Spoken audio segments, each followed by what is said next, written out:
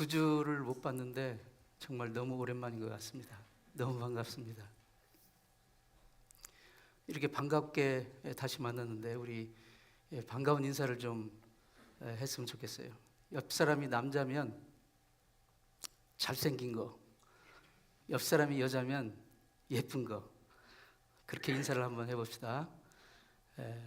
잘생긴 게 죄라면, 예쁜 게 죄라면 그렇게 한번 해보세요. 따라서 시작. 당신은 사형감입니다.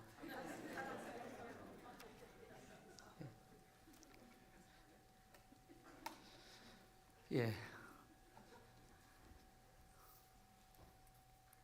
정말 다시 한번 여러분 정말 보고 싶었습니다.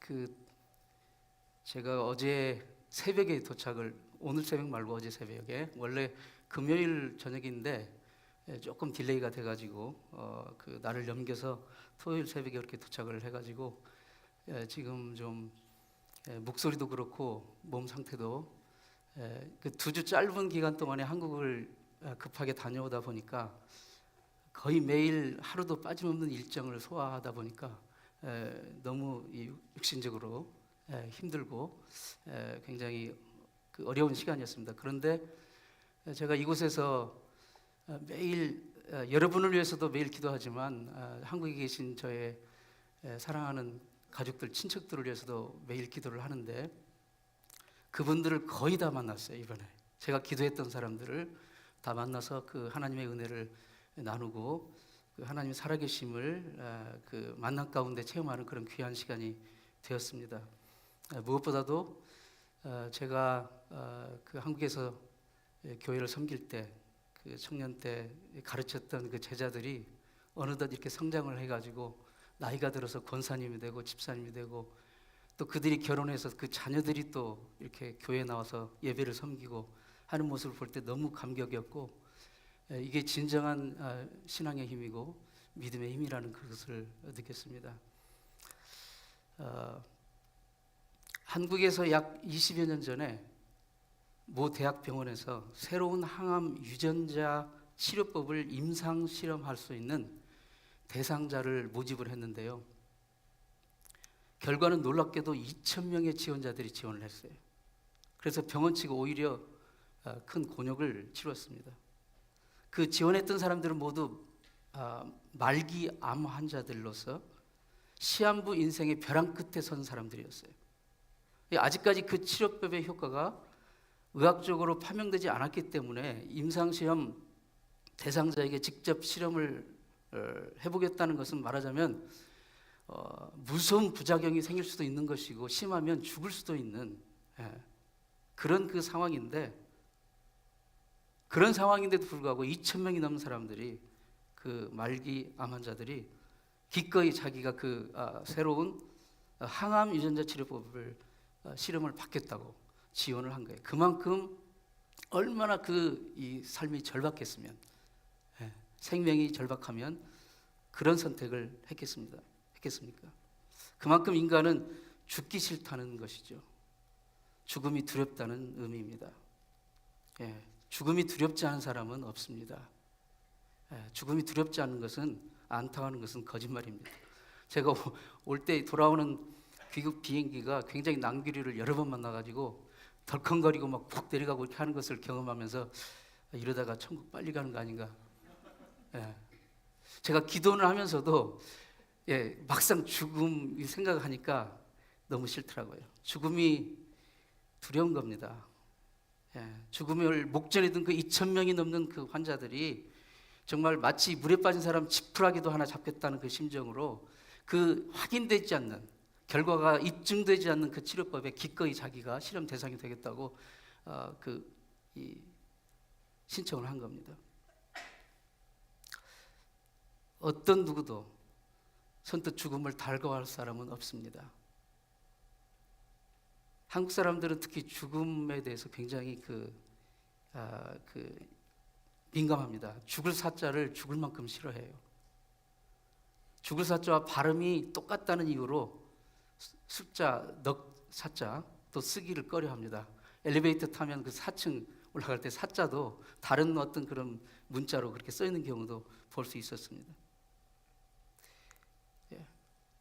죽음이라는 말조차도 하기 싫어하는 그런 우리입니다. 그러나 그런다고 죽음이 오지 않을까요? 그런다고 우리가 인생의 죽음을 피할 수 있을까요?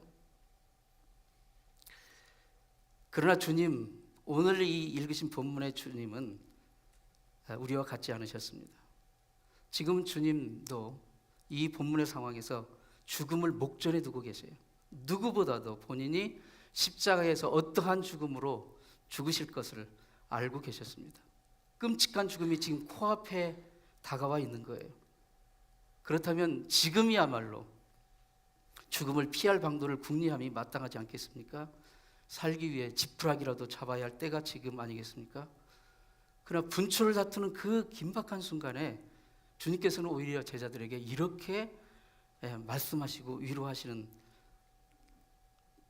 것이 요한복음 16장 33절에 나오는데, 세상에서는 너희가 환난을 당하나 담대하라, 내가 세상을 이겼노라, 이렇게 말씀하십니다. 여기서 세상을 이겼다라는 이 말씀은 모든 이 세상의 인간이 두려워하는 가장 큰 원수, 즉 죄와 죽음을 정복하고 승리했음을 뜻하는 말씀입니다. 중요한 것은 주님께서 내가 앞으로 내가 세상을 이길 것이라고 미래형으로 말씀하신 게 아니라, 주님께서는 내가 이미 세상을 이겼다고 완료형으로 말씀하고 계시는 것입니다. 주님께서는 당신을 송두리째 삼키려는 처참한 죽음이 코앞에 닥쳐 있는데도 불구하고 죽음에 대해 완전한 승리를 지금 선포하고 계시는, 주님은 그 죽음의 끝이 부활임을 아시고 그리고 이미 그 영원한 부활을 선포하고 계신 것입니다. 물론 이 땅에 오셨던 주님 역시 우리와 같은 육신을 입고 계셨어요. 육신을 가진 존재치고 죽음을 기뻐하고 달궈할 사람이 어디 있겠습니까? 지식적으로 죽음의 끝은 부활임을 알고 있다 할지라도 죽음은 마냥 멀리하고픈 그것이 바로 육체를 지닌 우리 인간의 한계입니다. 그런데도 육신을 가지셨던 주님은 어떻게 죽음을 두려워하지 않을 수 있었겠습니까? 죽음이 덮치기도 전에 이미 죽음을 이기셨다라고 선포하십니까? 온몸이 찢어지고 뼈가 으스러지는 그 처참한 죽음을 어떻게 기꺼이 감수할 수 있으셨습니까? 죽음을 앞둔 그 처절한 상황 가운데서도 주님은 어떻게 자기에게 주어진 바로 그 사명의 길을 끝까지 완수하고 걸으실 수 있었겠습니까? 우리는 이 질문의 해답을 오늘 본문 속에서 찾을 수 있습니다. 본문 요한복음 17장은 주님께서 죽기 전에 하나님 아버지께 드렸던 마지막 기도의 내용이 나오는데요, 바로 본문 1절은 이렇게 시작되고 있습니다. 예수께서 이 말씀을 하시고 눈을 들어 하늘을 우러러 가라사대, 이렇게 말씀하십니다. 본문에서 눈을 들었다라는 말씀은 그 원문 헬라어를 보면 눈을 들어 올렸다라는, 이렇게 들어 올렸다는 그런 뜻에 가깝습니다. 주님께서 눈을 들어 올리셨다는 것은 어디를 향해서 들어 올리신 것입니다? 하늘을 향해서입니다. 근데 이때의 시각은 밤이었습니다. 주님이 그 마지막 기도를 하셨던 그 시간은 밤이었는데요, 주님께서 밤하늘에 반짝이는 별을 감상하기 위해서 눈을 들어 올리셨을까요? 고요한 달빛을 감상하기 위해서였을까요? 아닙니다. 여기서 하늘을 우러러 봤다는 것은 하나님을 우러러 보셨다는 것입니다. 하나님을. 사실 그 공간복음을 쭉 읽어보면 주님께서 틈이 날 때마다 눈을 들어 하나님을 우러러 보시는 장면이 많이 나옵니다. 한번 여러분이 관심을 가지고 성경을 다시 한번 읽어보세요.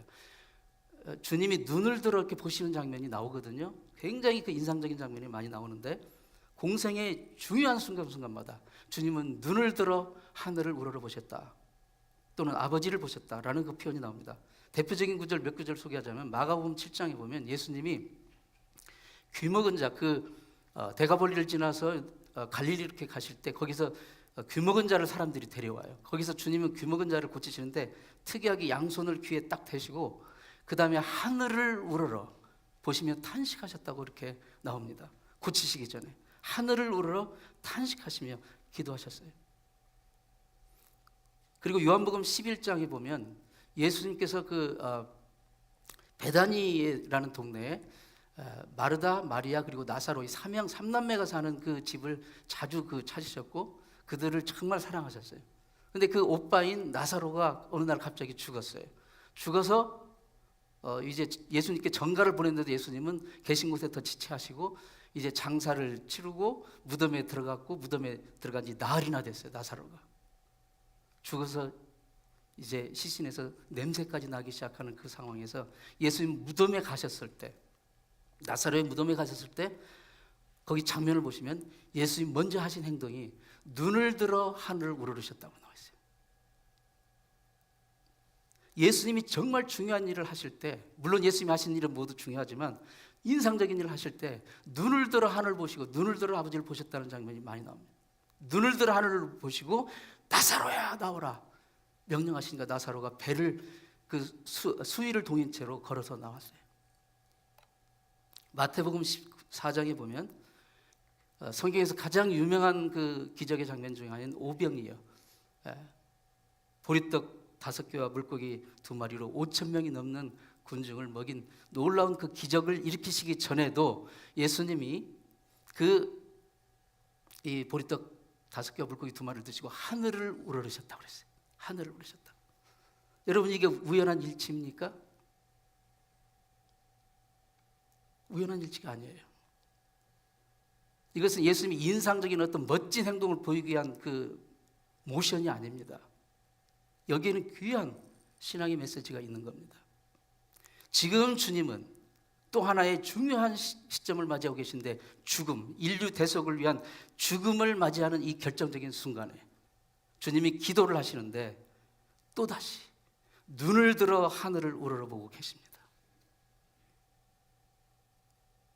주님께서는 어떻게 당신에게 덮쳐지는 그 엄청난 죽음을 보시고도 두려워하거나 회피하지 않고 기꺼이 그 죽음의 길로 가실 수 있었겠습니까? 어떤 상황이건 자신이 걸어가야 할 그 길을 끝까지 흔들림 없이 벗어나지 않고 걸어가실 수 있었을까요? 그분은 항상 눈을 들어 하나님을 보고 있었기 때문입니다. 신앙이 무엇일까요? 여기서 한번 우리가 고민해 봐야 됩니다. 신앙이라는 것은 어떤 상황에서도 눈을 들어 하나님을 보는 것입니다. 눈을 들어 하나님을 보는 거예요. 삶의 현장이 아무리 칠흑같이 컴컴해도 별을 보기 위해서가 아니라 사람을 보기 위해서가 아니라 세상 돌아가는 것을 보기 위해서가 아니라 하나님을 바라보기 위해서 눈을 들어 하나님을 보는 것, 저는 그게 신앙이라고 생각합니다.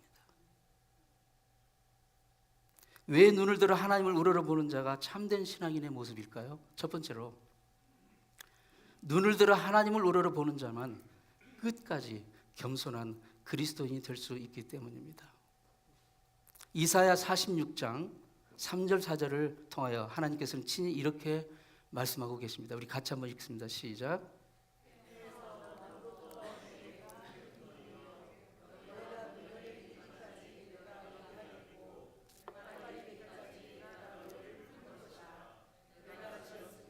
안을 것이요 품을 것이요 구하여 내리라. 내가 지었은즉 안을 것이요 품을 것이요 구하여 내리라. 주님의 약속입니다. 하나님께서는 마치 어미가 그 자식에게 대한 그리하듯 우리를 품고 계시고 안고 계시고 구하여 내십니다. 하나님께서는 구만리장천 먼 하늘에만 계신 분이 아니고 바로 지금 우리 곁에 우리와 함께 성령으로 함께 계십니다. 그럼에도 불구하고 주님께서는 언제나 눈을 들어 하늘을 우러 하나님 아버지를 바라보셨습니다. 우리 모두에게 곁에 계신 하나님께서 유독 주님에게서만 멀리 떨어져 계시기 때문에 주님이 눈을 들어 보셨을까요? 아닙니다. 그것은 주님께서 하나님 아버지에 대해 언제나 스스로 낮은 위치에 겸손한 위치에 계셨음을 의미합니다. 비록 하나님께서 주님 곁에 계시다 할지라도 언제 어디든 눈을 들어 하나님을 우러러보는 그 낮은 마음, 겸손한 마음을 잃지 아니하셨기 때문에 주님은 끝까지 그 하나님의 아버지의 말씀, 그 하나님 아버지의 뜻을 순종하여 인류 대속의 그 고난의 사역을 감당할 수 있었던 것입니다. 겸손을 나타내는 영어 단어 humility, 그 단어의 어원, 라틴어 어원은 humus입니다. humus. 근데 그 humus의 뜻은 흙이라는 뜻입니다. 흙. 이 겸손이라는 것은 무엇입니까? 내가 흙에서 왔다는 것을 아는 거예요. 그게 겸손이에요. 내가 흙에서 온 존재라는 것을 인정하는 것, 그게 겸손입니다. 흙이 있어야 할 자리는 어디입니까? 우리 발 밑에예요.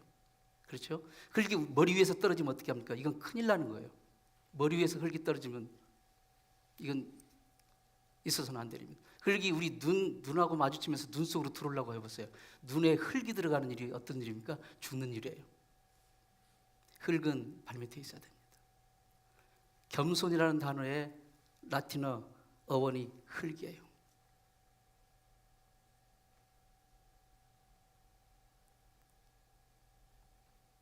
하나님과 우리의 관계도 마찬가지입니다. 사람은 흙에서 왔어요. 이것을 잊어서는 안 됩니다. 이것을 깨달으면, 이것을 잊지 않으면 우리는 겸손할 수 있는 거예요. 하나님께서 우리를 사랑하셔서 우리 곁에 계시고 우리를 안으시고 품으시고 구하여 내신다 할지라도 우리의 마음이 지켜야 할 자리는 그분을 우러러봐야 돼요. 그분의 발 앞에 있어야 됩니다. 하나님이 우리를 아무리 높여주셔도 우리가 하나님을 내려다보거나 하나님을 째려보거나 해서는 안 됩니다. 교만하면 망하기 때문입니다. 교만은 정말 하나님이 싫어하십니다. 하나님과의 관계가 끊어질 수 있을 만큼 위험한 것이 교만입니다. 우리는 언제나 눈을 들어 하나님을 우러러 보는 자들이 되어야 합니다. 그럴 때 어떤 상황에서도 어떤 일이 있어도 진정 하나님만 드러내는 그런 겸손한 그런 하나님의 자녀가 될 수 있는 것입니다. 왜 눈을 들어 하나님을 우러러 보는 자가 진정한 참된 신앙인의 모습인가요? 두 번째로, 눈을 들어 하나님을 우러러 보는 자만 어떤 상황에서든 자기의 삶을 온전히 하나님께 맡길 수 있기 때문입니다. 우리 그리스도인들이 즐겨 애송하는 시편, 그 노래가 시편 121편이지 않습니까? 그 시는 이렇게 시작이 되고 있어요. 내가 산을 향하여 눈을 들리라. 여기서 눈을 든다고 하잖아요. 그렇죠? 눈을 든다고. 내가 산을 향하여 눈을 들리라. 나의 도움이 어디서 올꼬? 탄식조입니다. 사람은 땅에 발을 딛고 살면서 자꾸 땅을 바라보고 자꾸 땅에서 뭘 얻으려고 찾고 있습니다. 그러면서 우리는 말할 수 없는 절망과 탄식에 수없이 빠집니다. 여러분, 땅만 파고서 도대체 무슨 소망을 얻을 수 있겠습니까? 참된 소망은 그 어떤 경우에도 땅으로부터 오지 않습니다. 저 위로부터, 하늘로부터 오는 것이에요. 나의 도움이 도대체 어디서 올꼬? 라고 탄식하며 울던 이 시인은 문득 눈을 들어 저 높은 산, 하나님을 상징하는 거죠. 높은 산을 향해 눈을 들어 올렸을 때 그 순간 시인은 이렇게 놀랍게 고백합니다. 나의 도움은 천지를 지으신 하나님에게서로다. 눈을 들어보니 나의 도움이 진정 나의 도움이 어디서 오는지를 보는 거예요. 하나님에게서 오는구나. 이것을 깨닫습니다. 눈을 들어 올리는 순간 천지를 창조하신 하나님을 보게 되는 것이죠. 그분이 나와 함께하고 계심을 확인했던 것입니다. 진정한 소망과 축복은 위로부터, 하늘로부터, 하나님으로부터 오는 것이에요. 그 순간 탄식으로 시작됐던 이 시인의 고백은 극적으로 이렇게 반전이 되고 있습니다. 같이 한번 읽습니다. 여호와께서 너로 실족지 않게 하시며 너를 지키시는 자가 졸지 아니하시리로다. 여호와는 너를 지키시는 자라. 여호와께서 내 우편에서 내 그늘이 되시나니 낮의 해가 너를 상치 아니하며 밤의 달도 너를 해치 아니하리로다. 여호와께서 너를 지켜 모든 환난을 면케 하시며 또 내 영혼을 지키시리로다. 여호와께서 너의 출입을 지금부터 영원까지 지키시리로다. 아멘. 이 말씀의 능력이 여러분 가정에, 여러분의 삶에 있기를 축원합니다. 절망과 탄식의 분위기는 완전히 사라지고 영원토록 자신의 삶을 하나님께 맡기는, 하나님께 의탁하는 바로 진정한 승리의 노래로 마치고 있는 거예요. 어떻게 이러한 대역전이 가능하겠습니까? 눈을 들어 천지를 지으신 창조주 하나님을 바라볼 때 그 진리를 깨닫게 되는 것입니다. 주님은 지금 처참한 죽음이 자기 코앞에 다가와 있음을 분명히 아시고 이 처절한 그 순간에, 그 결정적인 순간에 주님은 또다시 눈을 들어 하늘을 우러러 보십니다. 그리고 거기에서 큰 힘과 용기를 얻고 그리고 그분에게 주어진 그 사명의 길을 끝까지 걸어갈 수 있으셨던 것입니다. 눈을 들어 하나님을 우러러 보는 자만이 모든 상황에서 주저없이 하나님께 자신의 삶을 맡길 수가 있습니다. 눈을 들어 하나님을 우러러보는 것이 왜 참된 신앙인의 모습일까요? 세 번째로, 눈을 들어 하나님을 우러러보는 자만 지금 나에게 주어진 내 인생의 사명을 놓치지 않기 때문입니다. 사랑하는 성도 여러분, 여러분 자신을 어떻게 평가하시든 하나님은 여러분을 통해서 하시고자 하시는 일이 있습니다. 여러분을 통해서 하시고자 하시는 아름다운 일이 있어요. 이것을 발견할 수 있기를 바랍니다. 그런데 그 인생의 사명을 놓치지 않으려면 눈을 들어 하나님을 바라봐야 됩니다.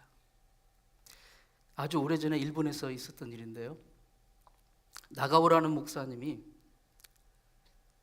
한 곳에 교회를 개척했는데, 가나사와라는 그런 그 조그만 도시에 교회를 개척했는데 그 지역은 그리스도인이 한 명도 없는 지역이었어요. 네. 교회 개척 전략 이런 걸 해가지고 사람 많은 곳에 이렇게 교회를 개척하라 이런 것도 있습니다만은 어쨌든 이분은 그것과는 정반대의 길을 간 거죠.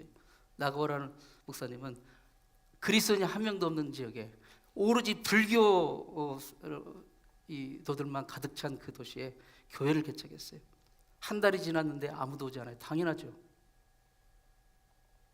6개월이 지났는데도 아무도 오지 않습니다. 1년이 지났는데도 아무도 오지 않아요.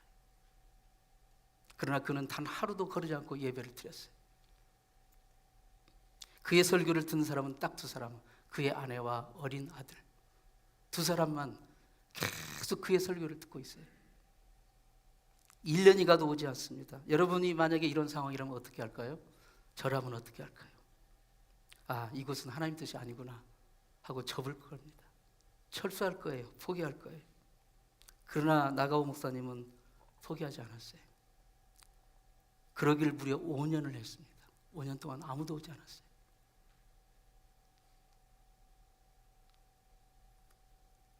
마침내 5년 만에 한 교인이 왔어요. 드디어. 그것도 청년이 왔어요. 젊은 청년이. 얼마나 기뻤겠습니까? 그러나 그 청년은 각혈하는 폐병 환자였어요. 당시의 폐병은 저주받은 무서운 병이었습니다. 아니, 하나님도 부심하시지 5년 만에 성도를 하나 보내주실 거면 유능하고 똑똑하고 정말 그 사역을 같이 도울 수 있는 그런 좋은 사람을 붙여주시지 왜 하나님 각혈하는 폐병 환자 청년을 보내주십니까? 하나님 정말 야속합니다. 그런 생각이 여러분 들지 않았겠어요? 그러나 나가오 목사님은 그 청년을 정말 하나님의 사랑으로 극진히 보살폈어요. 말씀으로 양육했습니다. 이 나가오 목사님께 감명을 받은 이 청년은 마침내 반듯한 신앙인으로 성장했습니다. 세월이 흘러 그 청년은 병도 고침받고 그리고 목사가 되었어요. 그분이 그 일본에서 유명한 일본 빈민의 아버지, 사랑의 전도자, 일본 기독교가 자랑하는 두 사람 중에 한 분인 가가와 도요히코 목사님이에요. 얼핏 보면 5년 동안 한 명의 교인밖에 얻지 못한 이 나가오 목사는 실패한 목회자, 무능한 목회자 라는 소리를 들어도 마땅한 목회자. 그러나 하나님의 눈은 그렇지 않은 거예요. 나가오 목사가 없었던들 가가와 도요히코라는 일본 기독교의 위대한 주의 종이 나올 수 없었을 거고, 가가와 도요히코 목사가 없었던들 수많은 그 일본 빈민들이 어떻게 구원받는 대역사가 일어날 수 있겠습니까?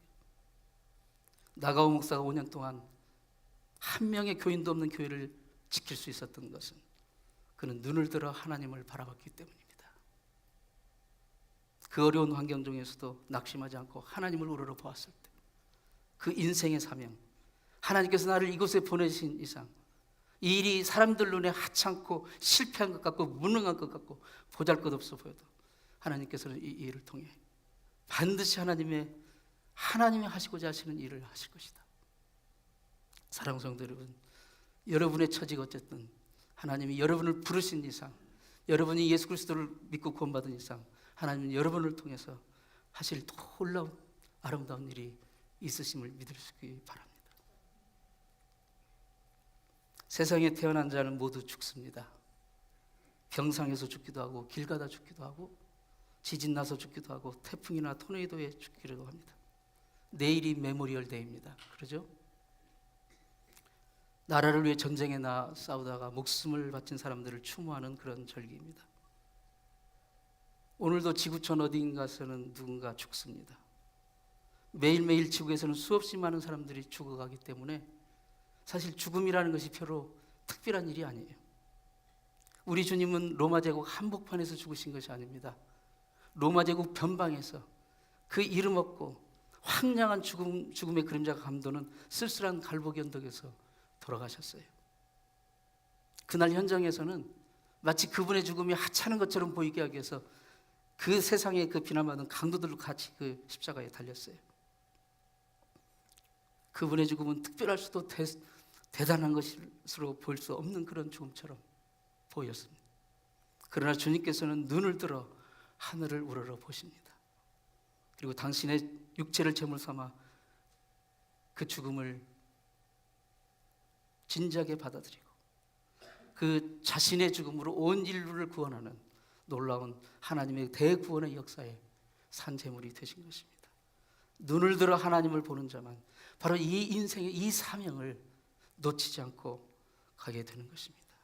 하나님은 이 일을 우리를 통해 이루기를 원하십니다. 영생이 무엇입니까? 영생은 본문 3절 말씀대로 영생은 유일하신 참 하나님과 그의 보내신 자 예수 그리스도를 아는 것입니다. 하나님을 알고 그의 보내신 예수 그리스도를 구주로 믿어 아는 자는 비록 이 땅에 발을 딛고 산다고 할지라도 영생을 사는 자들이에요. 사랑하는 성도 여러분, 나는 영생을 살고 있는 자다. 이런 것을 잊지 마시기 바랍니다. 이 영생을 사는 자가 보는 시선은 땅을 보는 것이 아니라 눈을 들어 하나님을 바라보는 것입니다. 우리가 실제 신앙생활에서 눈을 들어 하나님을 바라본다는 것은 어떻게 실천할 수 있을까요? 하나님의 말씀을 통해 하나님의 마음과 하나님의 뜻을 구하며 그 하나님의 뜻에 순종하며 사는 것, 그게 하나님을 바라보는 거예요. 하나님의 말씀을 통해서 유일하신 참 하나님과 그 보내신 예수 그리스도를 내 구주요 주님으로 믿고 고백하며 사는 것, 그게 하나님을 바라보는 겁니다. 모든 일에 주님의 마음을 품고 주님을 의지하는 것, 주님의 인도하심에 순종하는 것, 그게 하나님을 바라보는 것이라 할 수 있습니다. 지금 우리가 살고 있는 이 세상을 한번 둘러보십시오. 이 세상의 형편이 어떻습니까? 러시아 우크라이나 전쟁, 이스라엘 하마스 전쟁, 그 전쟁을 보면서 여러분 무엇을 느끼십니까? 사람은 전쟁을 시작할 능력은 있어도 전쟁을 끝낼 능력은 없어요. 예. 우리가 싸움을 시작할 능력은 있어도요, 싸움을 어떻게 끝내야 할지는 사람은 모르는 거예요. 어디를 가도 모든 게 올랐대요. 생필품 가격이 치솟았습니다. 어디를 가도 모든 게 올랐대요. 우리가 살고 있는 세상입니다. 다시는 내려가지 않을 것입니다. 인류의 마지막 전쟁이라 불리는 펜타닐 같은 심각한 마약 중독 현상, 이것은 결코 남의 일이 아닙니다. 한국에서도 그렇고 이번에 가서 보니까 그 중고등학생 상담하는데요, 술, 담배가 문제가 아니에요. 우울증. 그 어린 아이들이 우울증. 그리고 돈 있는 아이들은 마약을 합니다. 미국은 더 심하고요. 미국도 마찬가지입니다. 미국 중고등학교부터 이미 가장 심각한 그 상담 저기가 마약이에요. 돈 있는 사람들은 집에서 마약을 하고 돈 없는 사람들이 마약을 하면 노숙자가 되는 거예요. 그래서 지금 이 페닉스, 그 아리조나 페닉스 같은 대도시에는 지금 현재 7,000명의 노숙자들이 있어요. 대부분이 마약 중독자들이. 그저께 뉴욕타임즈 기사를 보니까 볼티모어 시라고요. 동부의 볼티모어 시라는 시에 최근 5년 동안 매년마다 1,000명씩 이 마약 중독으로 죽어가고 있어요. 도시에는 길거리마다 이 마약 중독으로 좀비처럼 쓰러져 노숙자들이 있고요.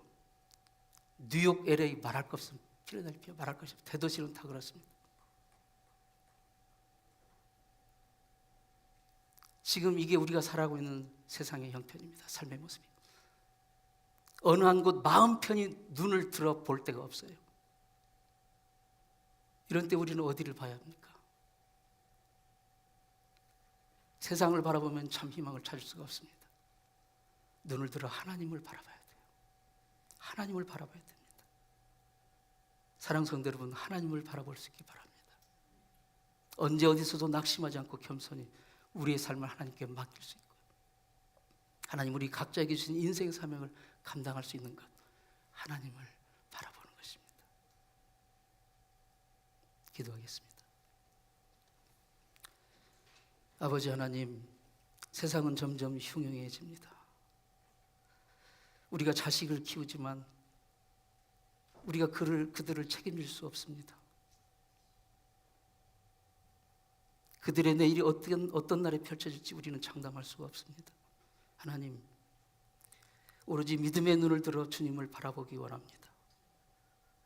그 주님으로부터는 진정한 소망과 참 빛과 길과 진리를 주님 우리가 발견할 수 있게 도와주옵소서. 주님만이 우리의 소망이요 능력이요 우리의 삶을, 우리의 자녀를, 우리의 모든 것을 온전히 맡길 수 있는 분이기 때문입니다. 눈을 들어 하늘을 우러르며 진정한 승리의 길을 가는 주의 백성들 다 되게 도와주옵소서. 예수님의 이름으로 기도합니다.